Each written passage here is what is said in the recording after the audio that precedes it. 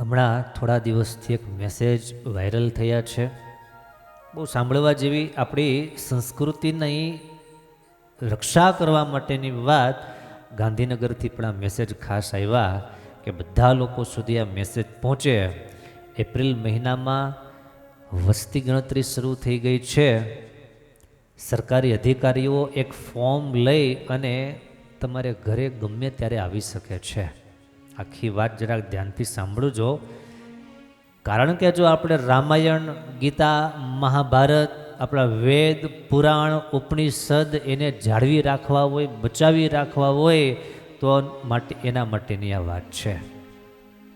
એટલે આમાં કઈ જ્ઞાતિના છો તમે, કયો સંપ્રદાય છો, કયા પંથના છો, કયા ગુરુના છો, એ વિચાર કર્યા વગર તમે હિન્દુ છો, તમારે હિન્દુ સંસ્કૃતિ જીવંત રાખવી છે તો આ વાત ખાસ વિચારજો અને એ પ્રમાણે કરજો. ફોર્મ ભરવામાં આવે છે અને ફોર્મમાં માતૃભાષા પૂછવામાં આવે છે. ઓફિશિયલી આપણે બધા માતૃભાષા ગુજરાતી લખીએ. પછી બીજો પ્રશ્ન આવે છે, તમે કઈ કઈ ભાષા જાણો છો, એ સવાલ પૂછવામાં આવે છે. એ સવાલનો જવાબ એ ફોર્મમાં દાખલ કરવામાં આવે છે. ત્યારે પહેલું નામ આપણી જીભ ઉપર આવવું જોઈએ સંસ્કૃત ભાષા. તમને કદાચ એમ થાય નથી આવડતું તો શું કામ? સંસ્કૃતિ આવડે છે આપણને, આપણે ભણેલા છીએ, એકેય શ્લોકનો અર્થ આવડે છે, ભલે નથી આવડતો. પણ આપણને સંસ્કૃત નથી આવડતું, પણ સવારમાં ઉઠી કરાગ્રે વસતે લક્ષ્મી કર મધ્ય સરસ્વતી કર મૂલે ગોવિંદ પ્રભાતે કર દર્શનમ, આ શ્લોક બધાય ગાય છે. કઈ ભાષાનો છે? સંસ્કૃતનો છે. અરે ત્વમેવ માતા ચ પિતા ત્વમેવ ત્વમેવ બંધુશ્ચ સખા ત્વમેવ, આ શ્લોક સંસ્કૃતના છે. આપણે પૂજા પદ્ધતિમાં ધાર્મિક અનુષ્ઠાન, મંત્ર, વિધિ કરતા હોઈએ એ બધામાં સંસ્કૃત ભાષા ઓટોમેટિક વણાયેલી છે. તમે કોઈ પણ મંત્રના જાપ કરો છો, ઓમ શ્રી કૃષ્ણ ત્વમ ગતિર મમ, ઓમ શ્રી કૃષ્ણ શરણમ મમ, આ તમે નાના નાના મંત્રના પ્રયોગો કરો છો એ પણ બધા સંસ્કૃત ભાષામાં છે. અને એ સંસ્કૃત ભાષાને જો જીવંત રાખવી હોય તો આ જે વાત તમને કરું છું એને ધ્યાનથી સાંભળજો અને લાખો લોકો સુધી પહોંચાડજો. આપણે એટલો આગ્રહ અવશ્ય રાખીએ કે ગુજરાત પૂરતું આપણે સંભાળી લઈએ, ગુજરાત બહારનું એ બધા સંભાળી લેશે. કારણ કે છેલ્લે જે વસ્તી ગણતરી થયેલી અને એમાં સમગ્ર ભારત દેશમાં સંસ્કૃત બોલવાવાળાની સંખ્યા માત્ર 2000 જેટલી રહી ગઈ હતી. એની સામે ઉર્દુ, ફારસી, અરબી એની સંખ્યા કરોડોમાં જતી રહી છે. અને તેને લીધે સંસ્કૃત ભાષા જો આમનમ એનું ફોર્મ ભરાતા રહ્યા કે સંસ્કૃત ભાષા નથી કોઈ જાણનારા, નથી કોઈ બોલનારા, નથી કોઈ સમજનારા, તો આને મૃત ભાષા તરીકે ડિક્લેર કરી દેવામાં આવે. અને પરિણામ એ આવે કે આજે આપણી સંસ્કૃતિના જે ધર્મગ્રંથો છે એ હવે પછીની પેઢી જોઈ શકશે નહીં. કારણ કે બધાનું પ્રકાશન બંધ થઈ જાય. એ ભાષાની અભિવૃદ્ધિ માટે જે સહાય, સહકારી સહાયો જે મળતી હોય એ સરકારી સહાયો બંધ થઈ જશે. અને સંસ્કૃત જ્યારે લુપ્ત થઈ જાય એટલે આપણા તમામ શાસ્ત્રો લુપ્ત. શાસ્ત્ર લુપ્ત એટલે સંસ્કૃતિ લુપ્ત. સંસ્કૃતિ લુપ્ત એટલે આપણું જીવન, આપણો ધર્મ, આપણી જીવનની શૈલી એ બધું નાશ પામી જાય. માટે સંસ્કૃત ભાષા એનું એટલું પણ આપણે ગૌરવ સમજીએ. જો શીખીએ, જો બોલવા માંડીએ તો બહુ સારી વાત, સોનામાં સુગંધ પડી જાય. પણ અત્યારે પહેલા સ્ટેપમાં એટલું કદાચ ન કરી શકીએ, આટલું તો અવશ્ય કરી શકીએ. આ ભાષા છે એ તમામ ભાષાઓની જનની છે, તમામ ભાષાઓની માં છે સંસ્કૃત ભાષા. આજે આપણી પશ્ચિમી દોટ વધી ગઈ હોવાને કારણે ઇંગ્લિશ બોલનારા ઘણા બધા છે, પણ સંસ્કૃત બોલનારા ઘટતા જાય છે. અને જીવંત રાખવી આપણા સૌની ફરજ છે. આપણા ધર્મને જીવંત રાખવો એના માટે સંસ્કૃત ભાષાની અનિવાર્યતા છે. માટે ગણતરી કરવાવાળા અધિકારીઓ જ્યારે આવે ત્યારે કઈ કઈ ભાષાનું જ્ઞાન તમને છે એ સવાલના જવાબમાં પહેલાં માતૃભાષા ગુજરાતી અને એની સાથે જ સંસ્કૃત ભાષાને પણ નોંધાવી દેજો, લખાવી દેજો. એ તમને પછી સવાલ નહીં કરે તો બોલો, તમ નામ કિંમત, તમારું નામ શું છે, એવું કોઈ તમને કંઈ પૂછશે નહીં.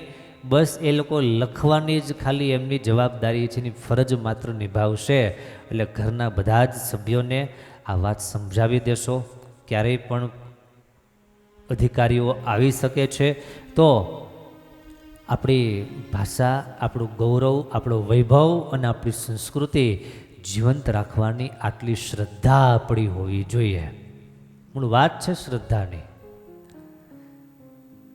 આજે ઘણા બધા વિદેશમાં મોટી મોટી યુનિવર્સિટીઓમાં સંસ્કૃત ભાષા ઇઝ ધ કમ્પલસરી સબ્જેક્ટ તરીકે ભણાવવામાં આવે છે.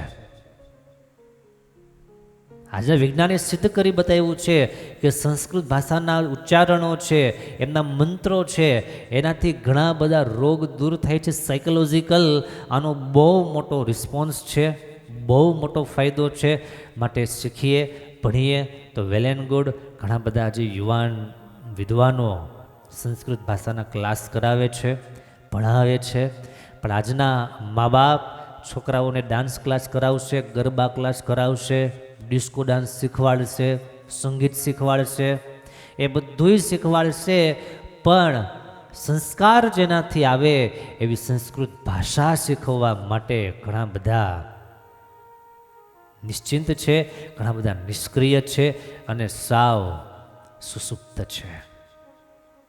થોડી થોડી પ્રયાસ કરતા રહીએ. હું એમ કહું કે વિશેષ કાંઈ ન આવડે તો કમસે કમ 20થી 25 સંસ્કૃતના શ્લોક પ્રત્યેક હિન્દુઓને આવડતા હોવા જોઈએ. પછી તમારા કોઈ પણ સંપ્રદાયના હોય, કોઈ પણ ગ્રંથના હોય, કોઈ પણ ક્ષેત્રના હોય, સુભાષિત હોય, એ સુભાષિત સંસ્કૃતમાં જે બતાવવામાં આવ્યા છે એ પણ બહુ મોટી ઇફેક્ટ માનસપટ ઉપર પાડી શકે છે. તો કમસે કમ 25 શ્લોક શીખવાની તૈયારી અને શરૂઆત આજથી જ કરી દેવી એ પ્રત્યેક હિન્દુઓને આહ્વાન કરું છું. સંસ્કૃત ભાષાને આપણે જીવંત રાખવી હશે, સંસ્કૃત ભાષાને જો આપણે બચાવી લેવી હશે તો અહીંયાથી શરૂઆત કરીએ. બીજા સ્ટેપમાં આપણે જોઈએ તો જે શ્લોક આપણે કંઠસ્થ કર્યા હોય એ શ્લોકના અર્થ સમજવાનો, અર્થને વિચારવાનો, અર્થને શીખવાનો પ્રયાસ કરીએ.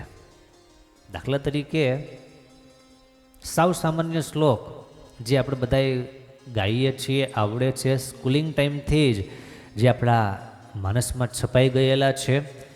ત્વમેવ માતા ચ પિતા ત્વમેવ, ત્વમેવ બંધુ ચ સખા ત્વમેવ, ત્વમેવ વિદ્યા દ્રવિણમ ત્વમેવ, ત્વમેવ સર્વમ મમ દેવ દેવ. પાંડવ ગીતામાં ગાંધારી ભગવાનની સ્તુતિ કરે છે અને એ શ્લોક ક્રમાંક 27મો પાંડવ ગીતાનો આ શ્લોક છે. ત્વમેવ માતા ચ પિતા ત્વમેવ, હે પ્રભુ તમે જ અમારા માતા છો, ત્વમેવ પિતા, ત્વમેવ બંધુશ્ચ સખા, બંધુ એટલે ભાઈ, સખા એટલે મિત્ર. તમે જ માં છો, તમે જ બાપ છો, તમે જ ભાઈ છો, તમે જ મિત્ર છો. ત્વમેવ વિદ્યા દ્રવિણમ ત્વમેવ, તમે જ અમારે માટે વિદ્યા છો, યાની કે તમે જ અમારું જ્ઞાન છો અને તમે જ અમારું દ્રવ્ય, અમારી સંપત્તિ, જે કાંઈ કહો તે. ત્વમેવ સર્વમ મમ દેવ દેવ, તમે જ અમારું સર્વસ્વ છો.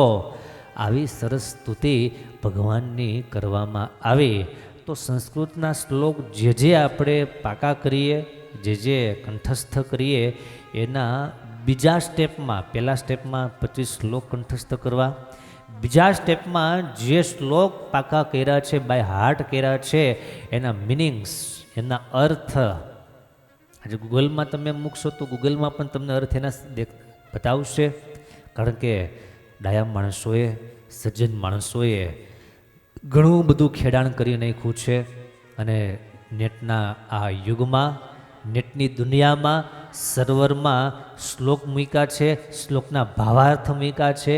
એ બધા સમજશું, અને એને સ્વીકારશું તો એના માધ્યમથી પણ સંસ્કૃત ભાષા જીવંત રહી શકે છે.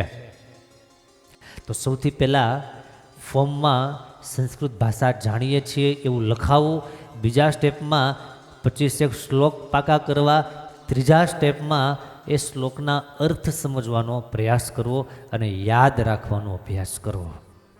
જો આપણને આપણા રામાયણ, મહાભારત, ભગવદ્ ગીતા, ભાગવત, પુરાણ વગેરે વગેરે ગ્રંથોમાં પ્રતીતિ હોય, એમાં આપણને શ્રદ્ધા હોય, એને આપણે સત્ય માનતા હોય, એને આપણે જાળવી રાખવા હોય તોની વાત છે.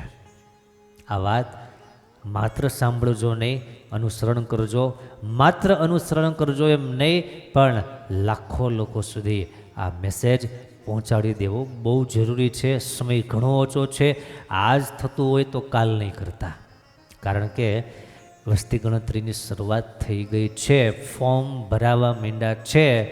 માટે તંત્ર દ્વારા, ખાસ કરીને હિન્દુ ધર્મને સપોર્ટ કરનારી આ સરકાર, આ તંત્ર છે, ત્યારે થોડી ઘણી એમને પણ ચિંતા રહેતી હોય સંસ્કૃત ભાષા પ્રત્યે, તો આપણને એનાથી વિશેષ ચિંતા રહેવી જોઈએ અને એ માટે જે કરવું ઘટે એ અવશ્ય કરીએ.